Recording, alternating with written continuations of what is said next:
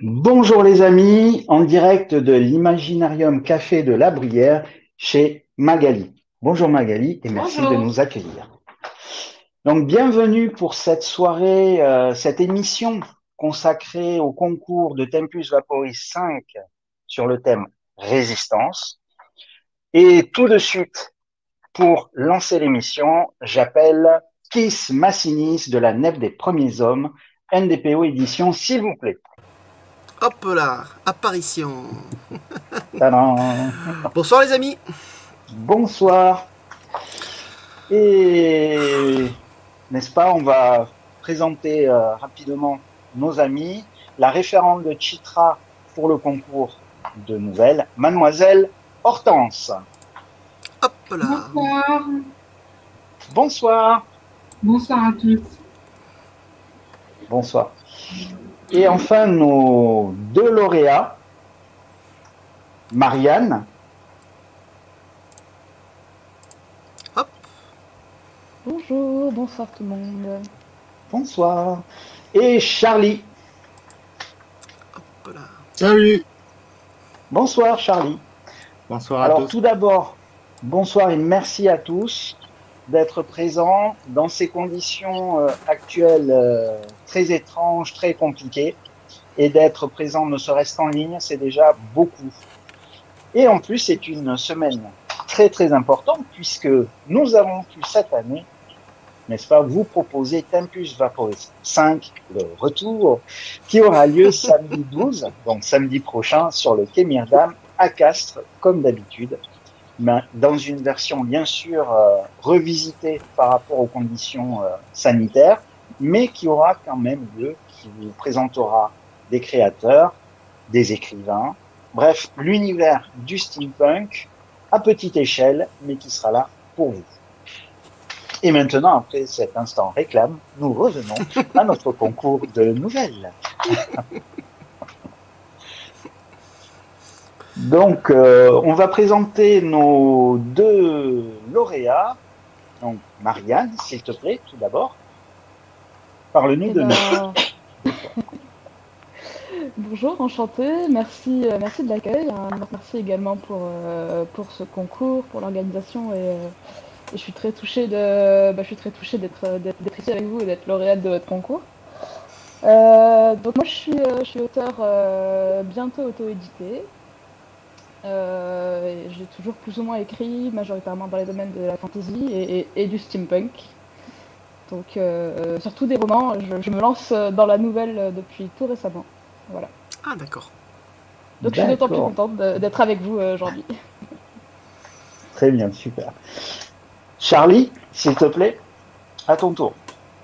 Du coup, Charlie, comme vous avez pu l'entendre, j'écris essentiellement des nouvelles, donc axées plutôt uchronie. Je pense que ça rejoint largement le steampunk. Et voilà, je suis bien content d'être présent avec vous ce soir et de faire partie de cette émission.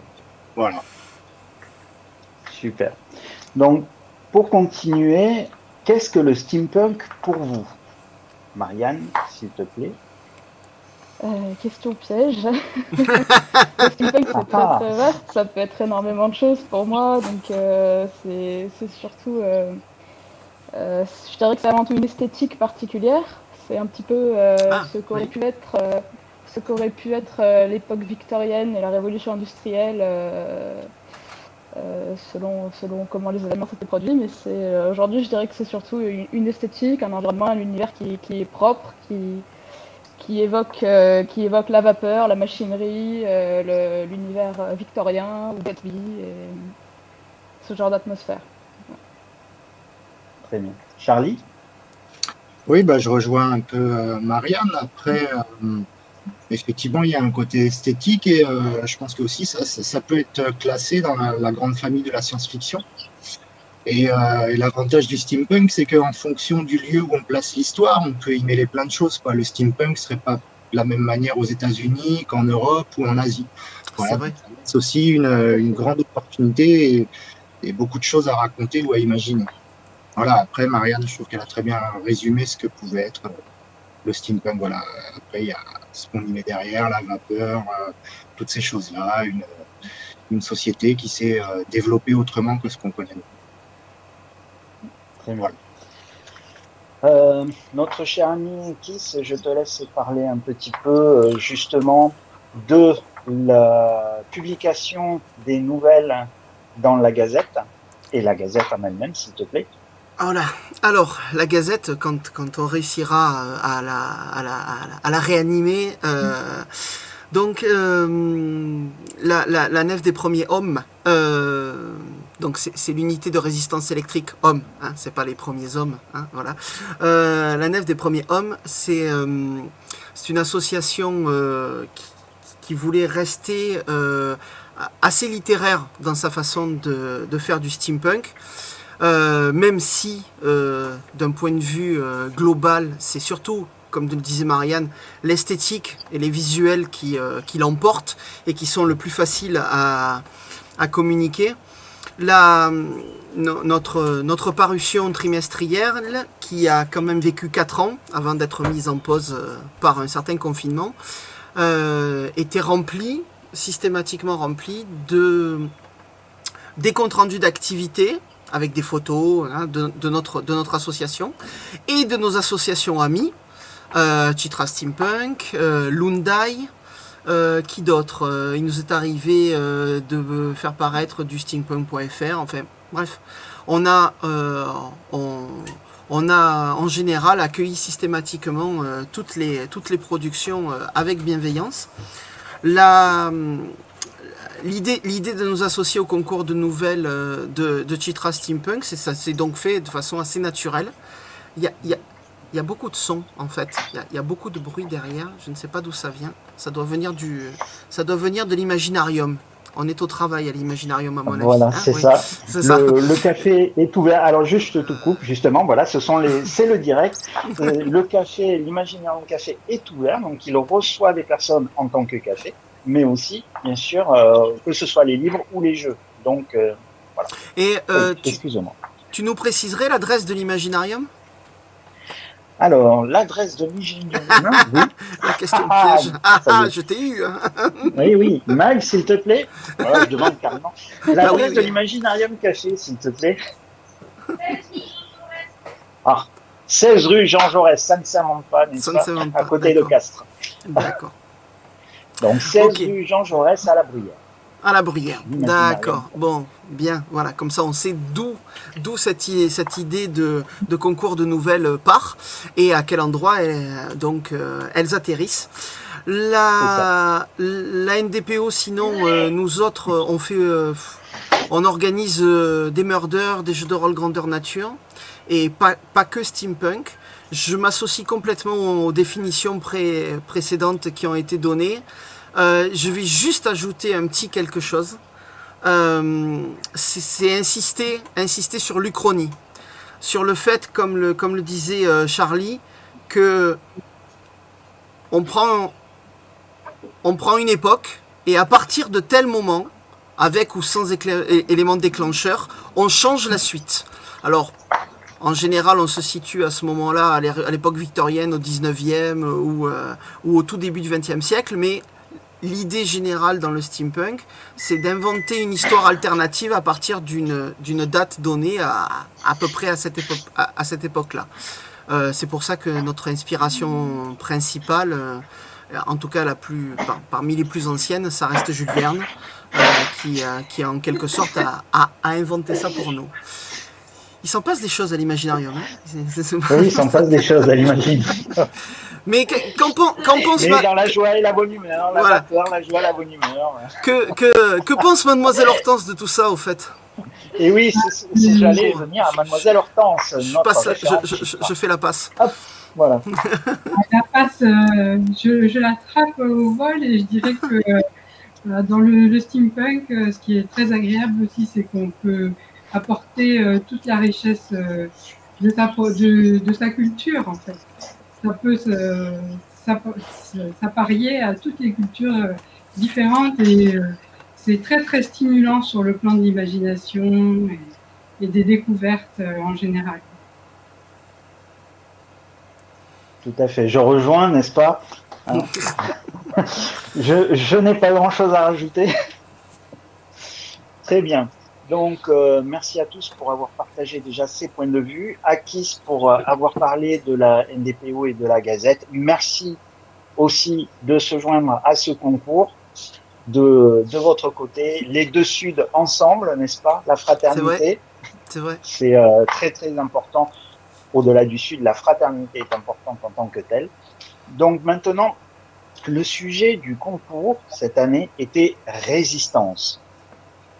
D'abord, je vais donner justement la main, on va la laisser plutôt à Mademoiselle Hortense. La résistance pour vous, Mademoiselle Hortense, qu'est-ce que c'est? Alors, la résistance... Qu'est-ce que ça peut être? Je la mets un peu au pluriel, c'est un terme très riche qui va englober sur un plan technologique des avancées, voilà, la résistance électrique, on parlait tout à l'heure de résistance, ça permet de faire fonctionner les appareils électriques, mais au-delà de ça, et avant tout, la résistance, ça m'évoque le cran, une capacité quasi invulnérable comme ça de résolution et de détermination à toute épreuve. Voilà, essentiellement ce que je pense de ce terme résistance. Très bien. Et donc maintenant, nous allons laisser la parole à nos lauréats, on l'a redonné. Marianne, s'il te plaît, qu'est-ce que c'est la résistance pour toi? Le thème résistance, attention, c'est au pluriel, hein, résistance. Je rejoins Mademoiselle Hortense déjà sur le côté, sur le symbole électrique de la résistance, et du coup, je trouve ça super intéressant pour la maison des premiers hommes qui est quand même l'unité de mesure de la résistance électrique à la base. Donc c'est à la fois effectivement une unité de mesure ou un phénomène électrique, mais c'est à son image, on retrouve le même phénomène dans les sociétés. À chaque fois qu'on veut aller envers, à chaque fois qu'on a un changement, il y a forcément un effet de friction qui s'oppose à ça, et de manière sociale et naturelle et spontanée souvent, et qui peut être plus ou moins important selon le courage des gens, comme le disait Mademoiselle Hortense, selon la volonté du peuple à s'opposer ou pas à certains phénomènes.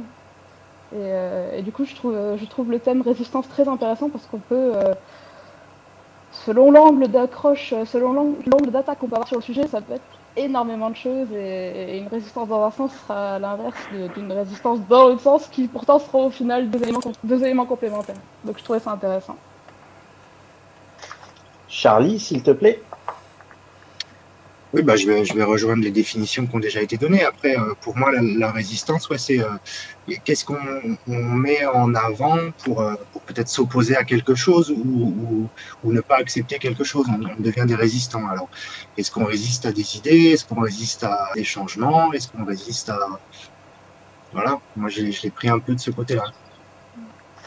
Voilà, c'est ça qui est très intéressant, justement. Maintenant que chacun de vous deux a présenté une définition qui l'applique, c'est intéressant, justement, dans vos nouvelles. Je pense que tous, on pourra se rejoindre là-dessus. Vous avez eu deux visions différentes du terme résistance.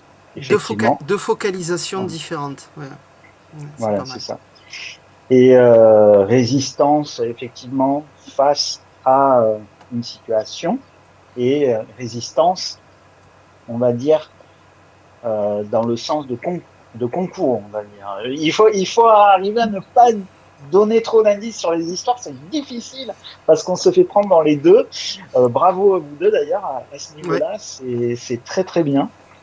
Mais, et d'ailleurs, en tant qu'illustrateur, j'ai de suite l'imagination qui a turbiné à toute vapeur pour commencer à travailler sur les deux nouvelles, et il me tarde de pouvoir m'y mettre. Donc, encore une fois, bravo à vous deux pour votre participation et puis aussi pour votre interprétation du thème résistance, parce que c'est aussi compliqué, ce sont des histoires qui sont totalement différentes et c'est aussi important de le signaler. Moi, j'ai vraiment c'était intéressant de les lire. J'ai attendu d'avoir les textes ensemble, de les avoir tous. Donc j'ai lu ces deux textes d'affilée, et c'est vraiment deux focalisations différentes, mais qui toutes les deux proposent une résistance par rapport à une machine. Alors je vais pas en dire plus que ça, mais il y a une résistance par rapport à une machine dans les deux histoires, mais c'est pas du tout le même type c'est pas le même niveau. Donc il y a un niveau, c'est pas la même mécanique qui est affrontée. Et je trouve ça super intéressant, parce qu'on est vraiment à un niveau opérationnel chez Charlie, et on est à un niveau de politique chez Marianne, et avec quand même une introspection chez les personnages, avec quand même ce qu'ils en pensent. Moi, j'ai trouvé ça cool, ça m'a bien plu. Voilà. Après, voilà, comme tu dis, il faut pas lâcher le morceau. On va c'est permettre compliqué de trop en dire. Voilà. Il va falloir attendre la parution de la Gazette. Ouais, c'est fait. Donc, c'était des nouvelles qui étaient toutes les deux très fortes et originales. Alors, on se laisse embarquer tout de suite. L'une plus avec une figure forte et l'autre dans une histoire un peu épique comme ça, mais c'était vraiment très très agréable à lire, très inspirant. Et je vous remercie tous les deux, parce que j'ai passé un bon moment en les lisant, ces nouvelles. Oui, on est pris dans les deux histoires à des niveaux différents. Une très très dans l'action immédiate, et une justement qui a à plusieurs niveaux temporels aussi. Et donc voilà, je pense qu'on a bien apprécié, hein. Vous pouvez le ressentir tous les deux. On a beaucoup apprécié vos nouvelles, c'est pour ça que vous êtes lauréat, hein. Il n'y a pas de secret. Et qu'on a voulu vous accueillir aujourd'hui par tous les moyens possibles, et du coup, malgré les résistances, on est passé au travers, et tous ensemble. Donc, merci à vous. Donc, on a hâte de pouvoir vous publier, de pouvoir vous retrouver. Et avant de se quitter, je tiens à remercier une nouvelle fois Mag, et aussi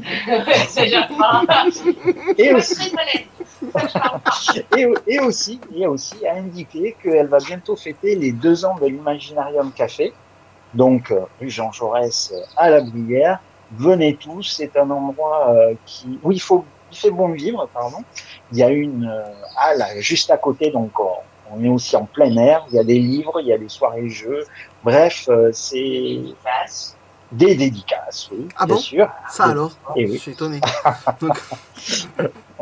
D'ailleurs, vous découvrirez un auteur, samedi, vous découvrirez un auteur qui a dédicacé ici il y a quelques semaines, qui sera présent à Campus La Presse. Donc, voilà, qui est Guy de Castres. Donc, merci encore à tous. On va se quitter sur ces bons souhaits. On vous souhaite à tous de bonnes continuations, que vous soyez dans le mieux possible. Et on vous donne rendez-vous dès samedi 12 juin sur le quai Myrdam à Castres pour Campus La Presse 5, le retour, avec la présence exceptionnelle de Kiss Massinis, n'est-ce pas? Les deux auteurs ensemble des deux côtés du sud, c'est très très rare. Donc je serai là incognito. Oui, voilà, c'est ça. Merci beaucoup à tous et toutes, et on vous dit à très très bientôt. Merci. À samedi. Au revoir à tous. À samedi. À très bientôt. Samedi, bon courage. À très bientôt. Merci beaucoup encore à vous d'avoir participé au concours, et à très très bientôt. Au revoir.